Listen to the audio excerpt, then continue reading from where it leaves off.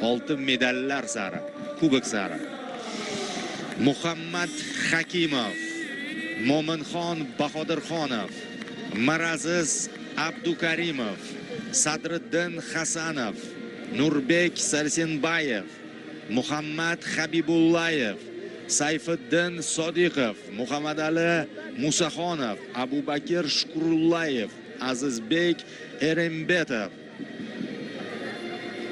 Ne'matulloh Rustamjonov, Ibrohim Shokirov, Hojiakbar Botiraliyev,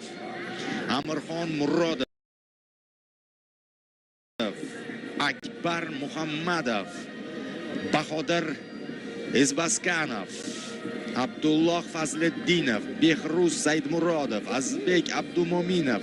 Jamshidbek Rustamov, Asilbek Aliyev, Faridjon Abdullayev, Diyorbek Mahmudjonov,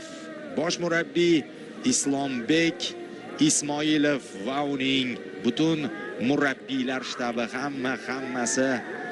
menejerdan tortib shifokorlar, matbuot kotibi, administratorlar, masajchilar, hamma. Butun jamoa, butun O'zbekiston futbol assotsiatsiyasi, butun o'zbek futboli uchun yangi muhim g'alaba